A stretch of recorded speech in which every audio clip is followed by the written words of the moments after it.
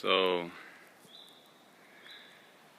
in Sweden, I'd say 95% or more than 95% of the forests are planted forest and maintained forest for productive use, mostly for the industry of paper, but also for construction, timber for construction and the timber for other uses. And the most common tree is spruce, and that's what you find in this forest. So what's normally done is it is planted, the forest is cut down at once because it's very easy for to get economy for that, using big machines. You can clear a big area, you get a lot of cubic meters at once, and it's very good for that industry of especially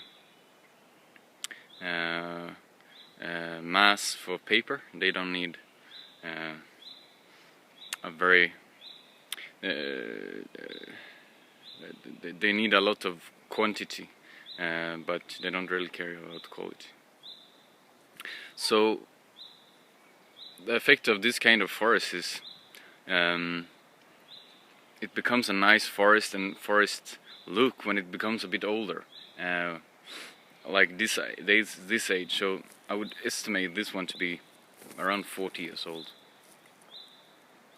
and it will maybe stand here for another 20 years, and then all these trees will be cut, and they will plant new trees.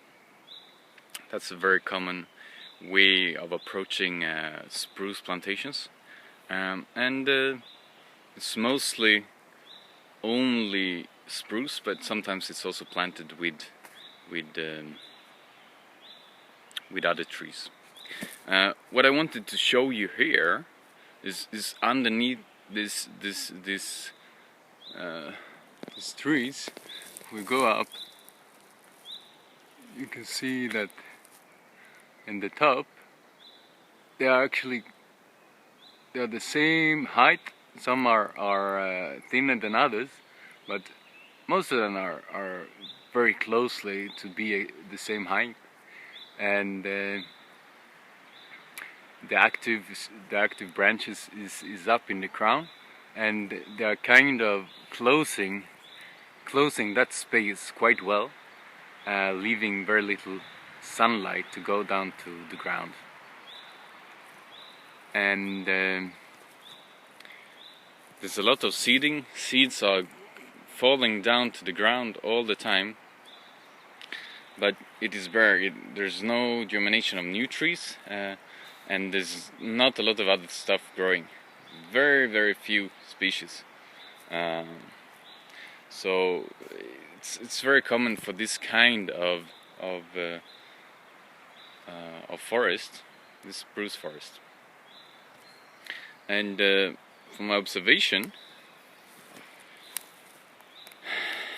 there is an alternative for cutting all of them. You could instead just cut hatchets. So this one, I could say, is a hatch or a smaller area that has been cleared by the wind, and down germination is massive. I mean massive. Here you don't need to plant because, hey man, these things they are enormously many. If we go to see, there are too many. So you'll never get this many amount of seedlings when you plant. So here germination is very good, and you also have spruce coming in. So the spruce feels that direct sunlight, and it's a supportive tree. We call it first growing tree, So it likes to grow in open spaces and don't have much shade or other trees above it. And it's a very good tree combined to spruce. Okay, bridge. I'm talking about bridge. So these tall ones with leaves, they are bridge. And they grow very well in these hatches. They grow very well when they get a lot of sunlight. And they need to grow well to do well.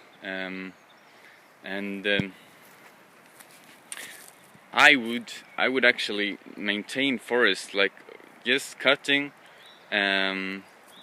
open spaces like this and letting it to regerminate, because these trees is very protected from neighboring trees, very protected. They will want to grow tall to get that sunlight and that space above us.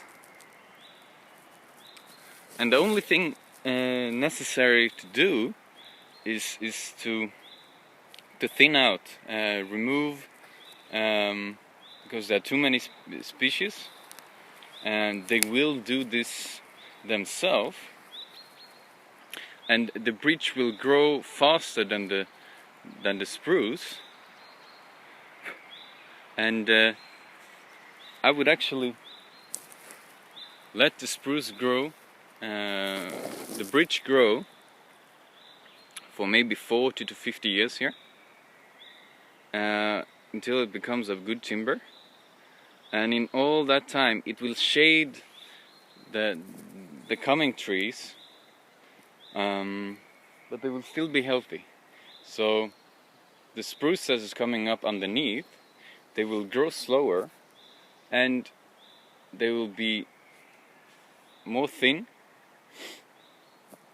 and not have as much branches because of that shade. It is a species that really like shade, and to plant it in this conventional method isn't very natural. It's not how spruce is growing in a natural state. This is the natural state, so it's good to mimic. So the bridge will create that shade that the spruce like. So the spruce will grow slower, will become stronger, will have less branches to make the wood to have branch holes and those things.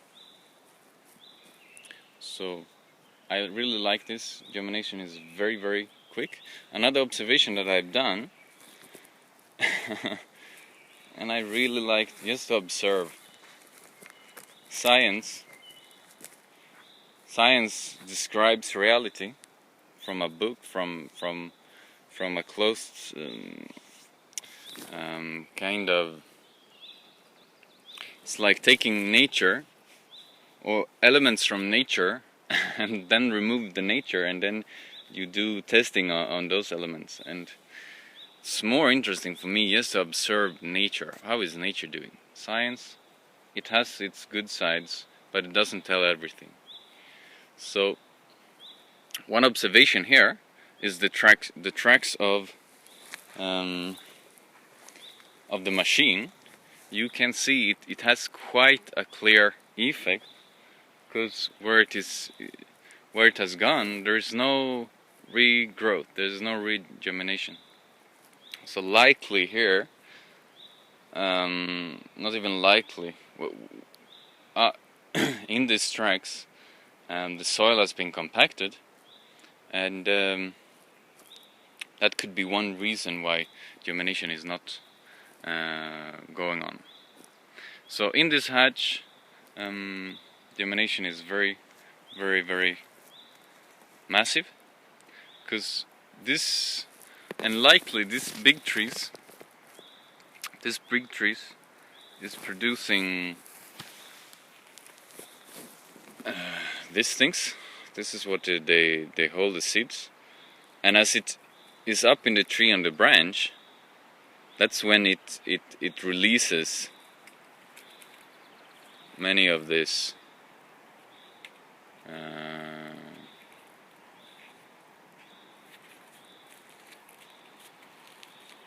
many times inside here there are seeds, and they are released as it is up in the tree.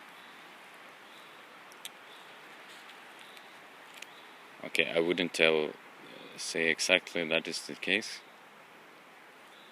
Okay, that one I'll have to remove because I don't know. But the seeds comes from the trees, so even here there are seeds everywhere, but there's no germination because there's not enough sunlight. But here it is massive. So it's an alternative, and I haven't seen it been done anywhere actually in Sweden. If it hasn't, I will introduce it. So I hope you learned something new. Talk to you next time.